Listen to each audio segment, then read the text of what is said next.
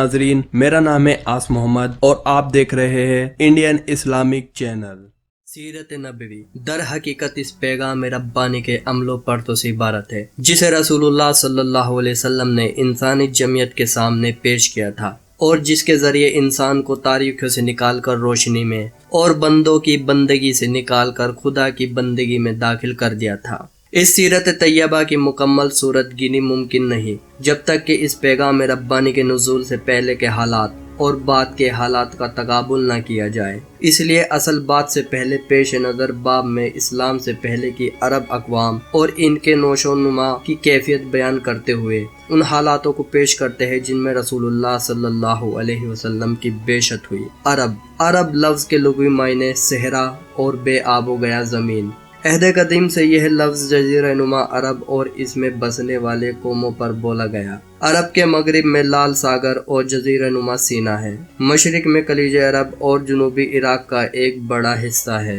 जुनूब में बहरे अरब है जो दर हकीकत बहरे हिंद का फैलाव है। शुमाल में मुल्क शाम और इसी कदर शिमाली इराक है। इनमें से बाज़ सरहदों के मुतालिक इख्तिलाफ है।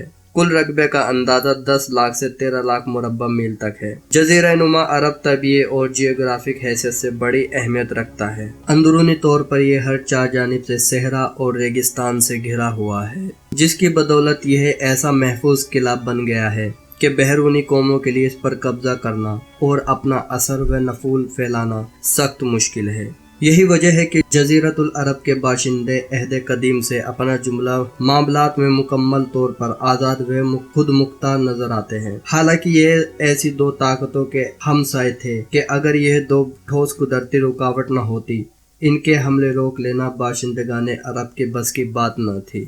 बैरूनी तौर पर जज़ीरा नुमा अरब पुरानी दुनिया के तमाम मालूम बर्रे आज़मों के बीच वाक़ है और खुश्की समुंदर दोनों रास्तों से इनके साथ जुड़ा हुआ है। उसका शुमाल मगरिबी गोशा बर्रे आज़म अफ्रीका में दाखिले का दरवाज़ा है।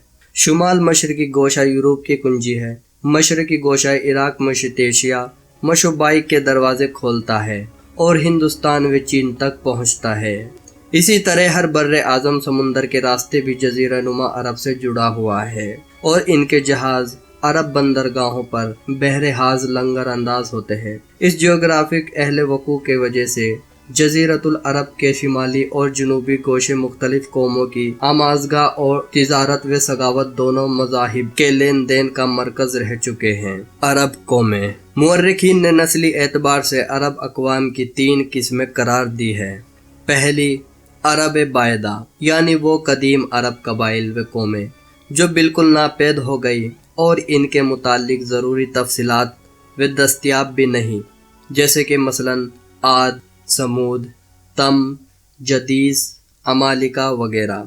दूसरी, अरब आरिबा यानी कि वो अरब जो यारूब बिन जज़िब बिन कहतान की नस्ल से है, इन्हें कहतानी अरब कहा जाता है। तीसरी, अरब मुस्तारिबा यानी वो अरब कबाइल जो सैयदना इस्माइल अलैहिस्सलाम की नस्ल से है, इन्हें अदनानी अरब कहा जाता है। अरब आरिबा यानी कि कहतानी अरब का असल गहवारा मुल्क यमन था। यही इनके खानदान कबीले मुख्तलिफ शाखों में पले बढ़े। 2 कबीलों ने बड़ी शोहरत हासिल की। अलिफ अमीरा जिसकी मशहूर शाखें ज़ेदहुल, ज़मूर, खुज़ा और सकासिक है।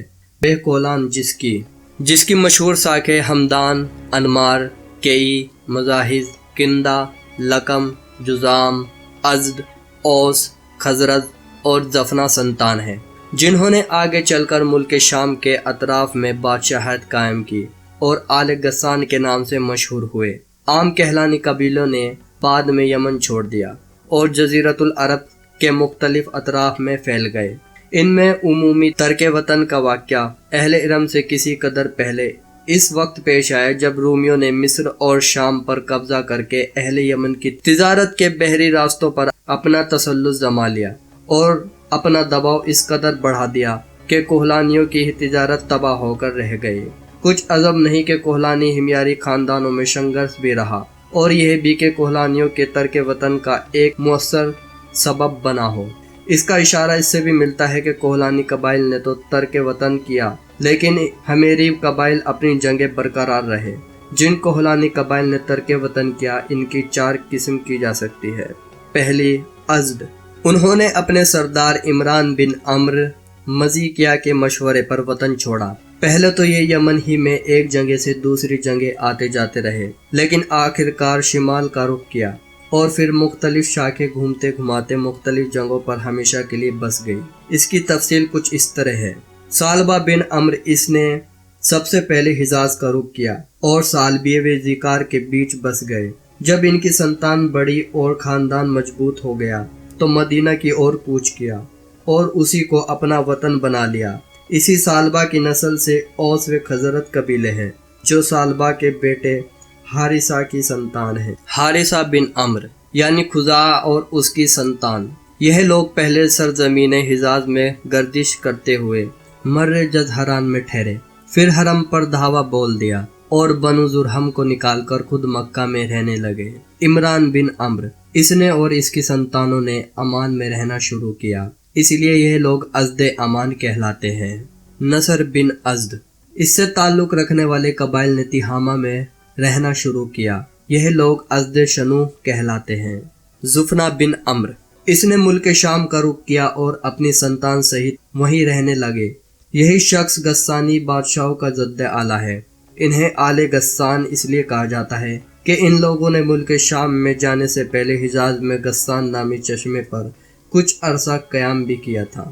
دوسری قسم لخم و جذام، انہی لخمیوں میں نصر بن ربیعہ تھا جو ہیرا کے شان اہل منظر کا جد اعلیٰ ہے۔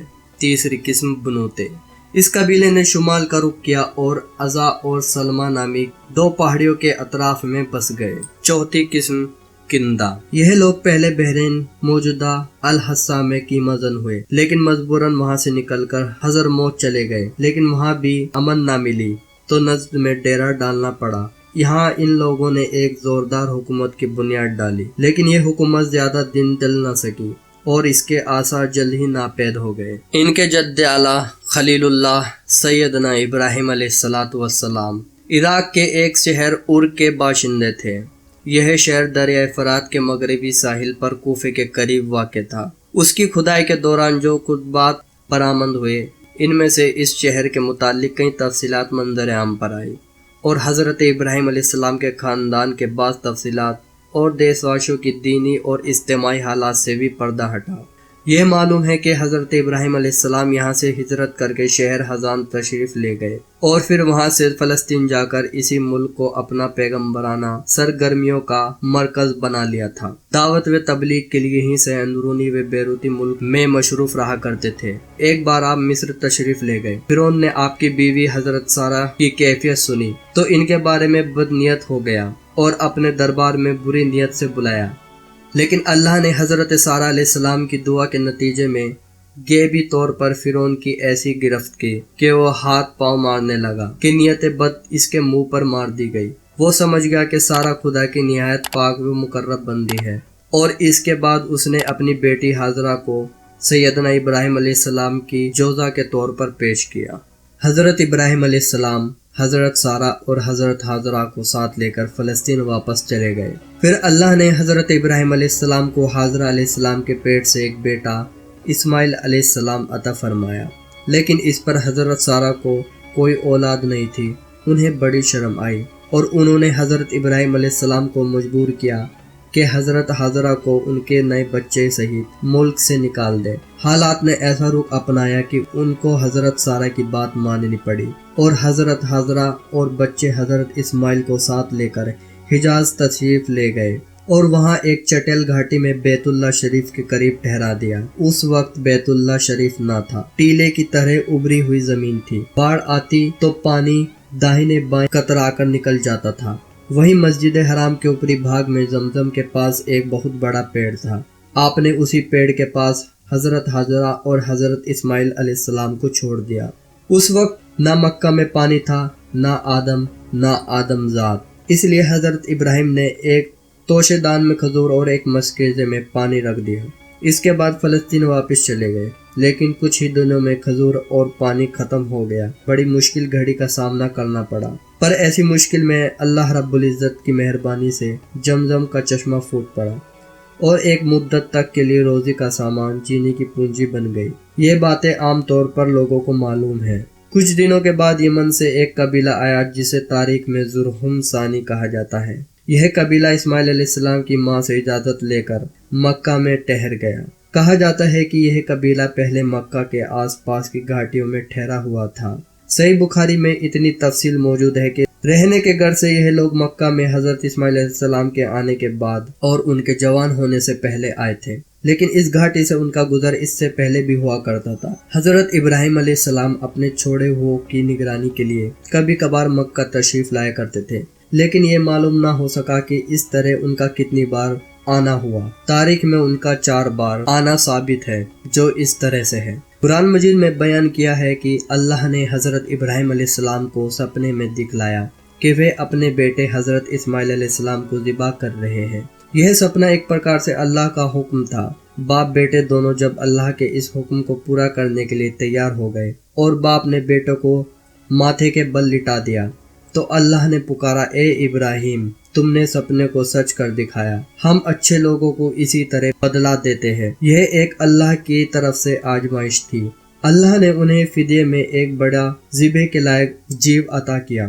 بائبل کی کتاب پیدائش میں لکھا ہے کہ حضرت اسماعیل علیہ السلام حضرت اسحاق علیہ السلام سے 13 سال بڑے تھے، اور قرآن سے معلوم ہوتا ہے کہ یہ واقعہ حضرت اسحاق علیہ السلام کے جنم سے پہلے واقع تھا۔ یہ گھٹنا حضرت اسحاق علیہ السلام کے جنم سے پہلے واقع تھی، کیونکہ پورا واقعہ بیان کر چکنے کے بعد حضرت اسحاق علیہ السلام کی پیدائش ہوئی۔ اس واقعے سے پتہ ہوتا ہے کہ حضرت اسماعیل علیہ السلام کے جوان ہونے سے پہلے کم سے کم ایک بار حضرت ابراہیم علیہ السلام نے مکہ کا سفر ضرور کیا۔ باقی 3 سفروں کا ذکر صحیح بخاری کی ایک لمبی روایت میں ہے، جو ابن عباس رضی اللہ تعالیٰ سے مرفوعاً روایت کی گئی ہے۔ اس کا سار اس طرح سے ہے، حضرت اسماعیل علیہ السلام جب جوان ہو گئے، جرہم سے عربی سیکھ لی اور ان کی نگاہوں میں جچنے لگے، تو ان لوگوں نے اپنے پریوار کی ایک لڑکی سے آپ کی شادی کرا دی۔ اسی بیچ حضرت ہاجرہ کا انتقال ہو گیا۔ ادھر حضرت ابراہیم علیہ السلام کو خیال ہوا کہ اپنے چھوڑے ہوئے کو دیکھنا چاہیے، چنانچہ وہ مکہ تشریف لے گئے، لیکن حضرت اسماعیل علیہ السلام سے ملاقات نہ ہوئی۔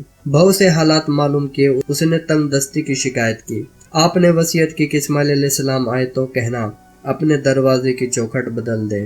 اس وصیت کا مطلب حضرت اسماعیل علیہ السلام سمجھ گئے، بیوی کو طلاق دے دی اور ایک دوسری عورت سے شادی کر لی جو جرہم کے سردار مزاج بن عمر کی بیٹی تھی۔ اس دوسری شادی کے بعد ایک بار پھر حضرت ابراہیم علیہ السلام مکہ تشریف لائے، مگر اس بار بھی حضرت اسماعیل علیہ السلام سے ملاقات نہ ہوئی۔ بہت سے حالات معلوم کیے تو اس نے اللہ کی حمد و ثنا کی۔ آپ نے وصیت کی کہ اسماعیل آئے تو اس سے کہنا اپنے دروازے کی چوکھٹ برقرار رکھے۔ اس کے بعد پھر تشریف لائے تو اسماعیل علیہ السلام زمزم کے کنویں کے قریب ایک پیڑ کے نیچے تیر گھٹ رہے تھے۔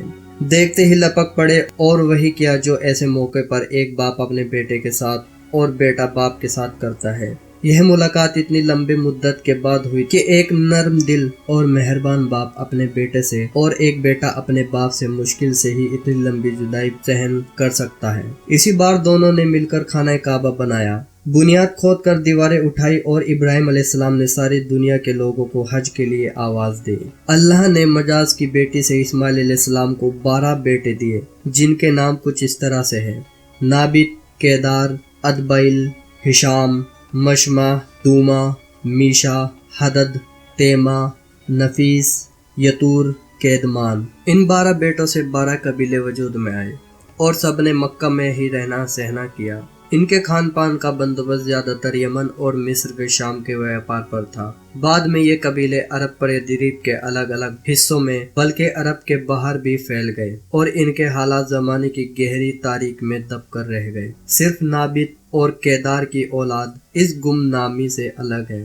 کیدار بن اسماعیل علیہ السلام کی نسل مکہ میں ہی پھلتی پھولتی رہی، یہاں تک کہ عدنان اور پھر ان کے بیٹے معاد کا زمانہ آ گیا۔ عدنانی عرب کا شجرہ صحیح طور پر یہیں تک محفوظ ہے۔ عدنان نبی کریم صلی اللہ علیہ وسلم کے شجرہ مبارک میں 21ویں پیڑھی پر پڑھتے ہیں۔ کچھ روایتوں میں بیان کیا ہے کہ آپ جب اپنے شجرہ مبارک بیان کرتے عدنان پر آ کر رک جاتے اور آگے نہ پڑھتے، لیکن اس دور کے ودوانوں کا کہنا تھا کہ عدنان سے آگے بھی شجرہ مبارک بتایا جا سکتا ہے۔ انہوں نے اس روایت کو کمزور کہا، لیکن ان کے نزدیک نسب کے اس حصے میں بڑا اختلاف ہے۔ علامہ منصور پوری نے ابن سعد کی روایت کو ترجیح دی۔ جسے تبری اور مسعودی آدی نے بھی دوسرے اور روایتوں کے ساتھ ذکر کیا ہے۔ اس روایت کے انوسار عدنان اور حضرت ابراہیم علیہ السلام کے بیچ 40 پیڑھیاں ہیں۔ بہرحال ماد کے بیٹے نزار سے، جن کے بارے میں کہا جاتا ہے کہ ان کے علاوہ ماد کی کوئی سنتان نہ تھی۔ نزار کے 4 بیٹے تھے اور ہر بیٹا ایک بڑے قبیلے کی بنیاد بنا۔ چاروں کے نام یہ ہے: ایاد، انمار، ربیعہ اور مضر۔ ان میں سے آخری 2 قبیلوں کی شاخائیں بہت زیادہ ہوئی۔ چنانچہ ربیعہ سے اسد بن ربیعہ، انزا، عبدل، کیس، وائل، بکر، تغلب اور بنو حنیفہ وغیرہ وجود میں آئے۔ مضر کی سنتان 2 بڑے قبیلوں میں بٹی: کیس اعلان بن مضر، الیاس بن مضر۔ کیس اعلان سے بنو سلیم، بنو حوازن، بنو غطفان سے ابس، جبیان، اشزا اور گنی بن آسر قبیلے وجود میں آئے۔ الیاس بن مضر سے تمیم بن برہ، بزیل بن مدرکہ، بنو اسد بن خزیمہ اور کنانہ بن خزیمہ کے قبیلے وجود میں آئے۔ پھر کنانہ سے قریش کا قبیلہ وجود میں آیا۔ یہ قبیلہ فہ بن مالک بن نضر بن کنانہ کی سنتان ہے۔ پھر قریش مختلف قبیلوں میں بٹے۔ مشہور قریشی قبیلے کے نام یہ ہے: زماح، سہم، عدی، مخزوم، تیم، زہرہ اور قصی بن کلاب کے پریوار یعنی عبد الدار، اسد بن عبد العزیٰ اور عبد مناف، یہ تینیں قصی کے بیٹے تھے۔ ان میں سے عبد مناف کے 4 بیٹے ہوئے، جن سے 4 اپ قبیلے وجود میں آئے، یعنی عبد شمس، نوفل، مطلب اور ہاشم۔ انہی ہاشم کی نسل سے اللہ نے ہمارے حضور صلی اللہ علیہ وسلم کو چنا۔ اللہ کے رسول صلی اللہ علیہ وسلم کا ارشاد ہے کہ اللہ نے حضرت ابراہیم علیہ السلام کی سنتان میں سے اسماعیل علیہ السلام کو چنا، پھر اسماعیل علیہ السلام کی اولاد میں سے کنانہ کو چنا، پھر کنانہ کی نسل سے قریش کو چنا، پھر قریش میں سے بنو ہاشم کو چنا اور بنو ہاشم میں سے مجھ کو چنا۔ ابن عباس رضی اللہ تعالیٰ بیان کرتے ہیں کہ اللہ کے رسول صلی اللہ علیہ وسلم نے فرمایا: اللہ نے تمام انسانوں کو پیدا کیا تو مجھے سب سے اچھے گروہ میں بنایا، پھر ان کے بھی 2 گروہوں میں سے زیادہ اچھے گروہ کے اندر رکھا، پھر قبیلے کو چنا تو مجھے سب سے اچھے قبیلے کے اندر بنایا، پھر گھرانوں کو چنا تو مجھے سب سے اچھے گھرانوں میں بنایا، اس لیے میں اپنی ذات کے اعتبار سے بھی اچھا ہوں اور اپنے گھرانے کے اعتبار سے بھی بہتر ہوں۔ بہرحال عدنان کی نسل جب زیادہ بڑھ گئی تو وہ روزی روٹی کی کھوج میں عرب کے مختلف علاقوں میں پھیل گئے۔ بکر بن وائل اور بنو تمیم بحرین میں جا بسے۔ بنو حنیفہ بن صاب بن علی بن بکر نے یمامہ کا رخ کیا اور اس کے مرکز میں آباد ہو گئے۔ بکر بن وائل کی باقی شاخاؤں نے بحرین علاقوں میں رہنا شروع کر دیا۔ تہامہ میں بنو کنانہ کے پریوار رہ گئے تھے۔ ان میں سے قریشی پریواروں کا رہنا سہنا مکہ اور اس کے آس پاس تھا۔ یہ لوگ بکھرے ہوئے تھے، یہ آپس میں بندھے ہوئے نہ تھے، یہاں تک کہ قصی بن کلاب ابھرا اور قریشوں کو ایک بنا کر انہیں عزت، ثقافت اور بلندی اور وقار سے پہراور۔ اگر ویڈیو پسند آئے تو لائک، شیئر اور کامنٹ کیجیے اور چینل کو سبسکرائب کر لیجیے تاکہ ہر آنے والی ویڈیو آپ تک پہنچے۔